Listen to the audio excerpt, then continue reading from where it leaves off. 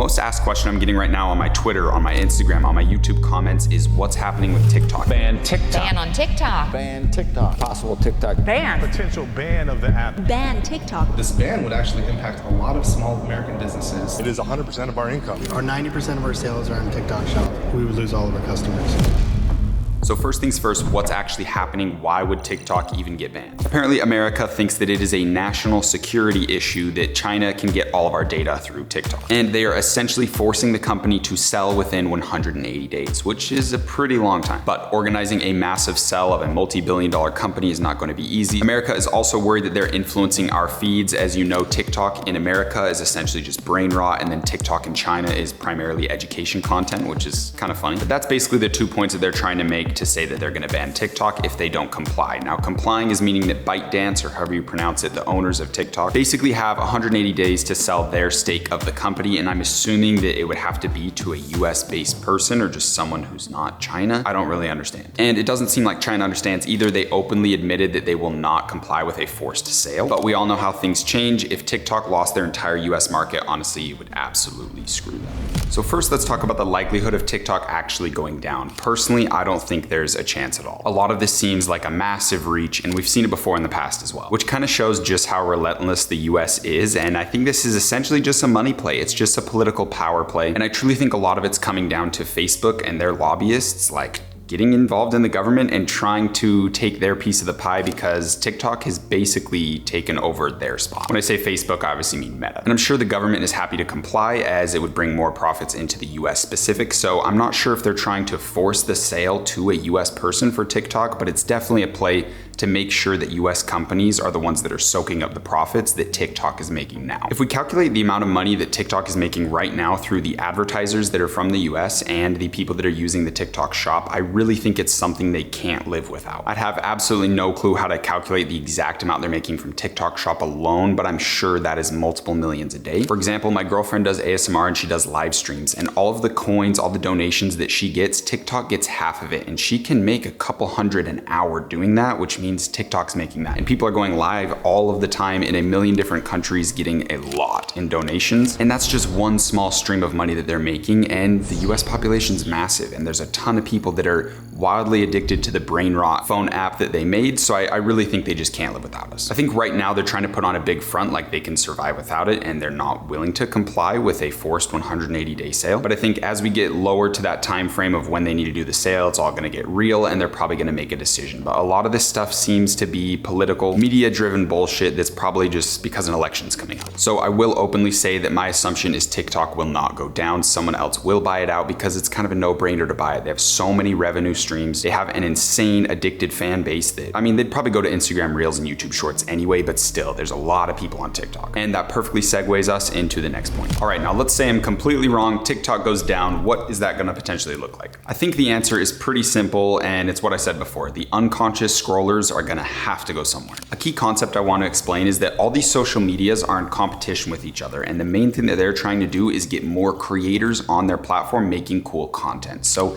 how do they incentivize people to do that? The big thing that incentivizes creators to come to their platform is what's the likelihood of them going viral. And that's kind of the whole reason TikTok took off in the first place, is it was really easy to go viral on there, so many creators flooded to the platform, getting huge followings, which in turn means that the content on TikTok is better because people are incentivized to go there, which attracts more viewers, more customers, more people that watch and use their platform. So essentially, all the different social media companies are fighting over how easy they can make someone go viral. And most importantly, how well they can create an algorithm that gives good videos to the users, because if they're scrolling on their feed and they don't like the videos, they're just gonna go to Instagram Reels or YouTube Shorts or go wherever else they can for their little dopamine hit. So naturally, all of these different companies are in a major competition war right now. So if TikTok goes down, everyone's just gonna spread to the other places, and the other algorithms on Instagram Reels and YouTube Shorts are probably gonna get propped up a little bit more to compensate for the amount of people coming in. And that brings us into the main point. What is this going to do for e-commerce and even personal brands? If you're trying to make content yourself, this is gonna have a big effect potentially. If all these other platforms are like hyper tuning their algorithms to help people go go viral and they're incentivizing people to make content on their platform, it's gonna open a lot of gaps of opportunity. As the old saying goes, when one door closes, another one opens. So what you need to be doing is properly positioning yourself. Think of yourself as a surfer trying to catch a wave out in the ocean. You need to position yourself in the proper place where the big waves are gonna come in. You also need to train your eyes to be able to understand what it looks like when a big wave is coming. And most importantly, you need to train your skills, your skill set to be able to ride the wave when it's actually here. And obviously all of this is a business reference for scouting out opportunity and seeing how things change. Because the biggest e-commerce brands and dropshipping stores, the ones that are succeeding the most, are the ones that are making really good content and the ones that understand these different platforms. So if one major platform goes down, there's gonna be so much opportunity on all of the other ones. I also wanna quickly talk about anyone who has like a really big following on TikTok. Obviously this is gonna be really bad for you, but you have 180 days to make content that incentivizes your viewers to go follow you on other platforms. So you should be pretty chilling. It's definitely not ideal, but this is something even my girlfriend has to worry about. She has like 1.2 million on TikTok, which is insane, but her following on other platforms is not as good. And she gets like 1 million views on almost every video, sometimes upwards of 15 million views on a TikTok that she makes. So the main thing she needs to do is just sit down and make content that has a good hook, tells a good story, but also lets people know, hey, TikTok might go down, make sure you follow me somewhere else. So if your brand is very big on TikTok, or your personal brand, your e-commerce store, whatever you're working on is really big on TikTok, then you definitely need to start implementing a strategy like that ASAP. And hopefully this teaches you a really good lesson on diversifying your sources of income with your business or your personal brand. You can't really be all in on just one platform, because the likelihood is a lot of things can change and things can go down just like that. But let's dive a little bit deeper on the direct effects of e-commerce and dropshipping stores. First things first, if you're using TikTok Shop, obviously this is a pretty big hit, especially if you're a company like Guru Nada. I think that's how you say it. It's the coconut oil pulling company. They've done like 1.2 million units sold just on TikTok Shop, which I think is over $10 million in revenue. They sell for like $10 to $12. And they're probably even charging shipping, which is just insane. I have no clue. It could be upwards of 15 million just from TikTok Shop videos, which is absolutely insane. And I think that's just this year alone. I don't think they were selling this in 2023. The thing I want to say about TikTok Shop is Facebook Meta is probably going to make an alternative, especially if TikTok goes down. There's just no reason they wouldn't. Now, when it comes to TikTok paid ads, obviously they were really good, but they were never really as scalable and as consistent as Facebook ads. So I think them going down isn't the end of the world. It just sucks because it is really smart to be diversified in all your different incomes. You should, as a business, as a dropshipping store, an e-commerce store, be making like 20% of your income through email and SMS, another 20% through Google ads, another 20% through Meta ads, and another 20% through TikTok or Pinterest, or just organic SEO or organic content that you're making on social media. So for one of your big streams to go down, it definitely does suck. But like I was saying, all the viewers are gonna flood to other platforms. So your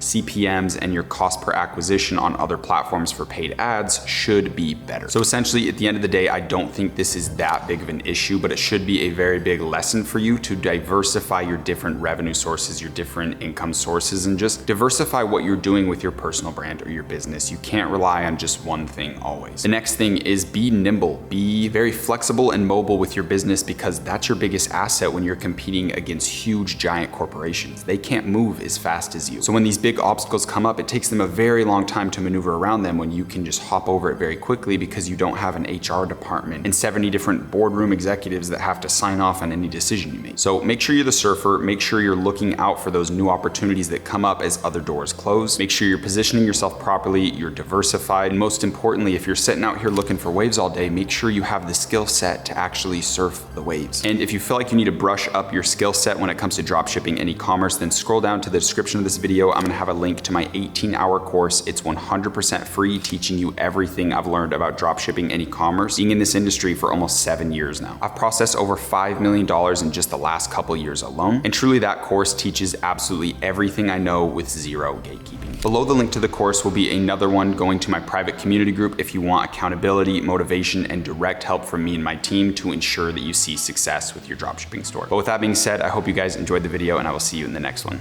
Peace.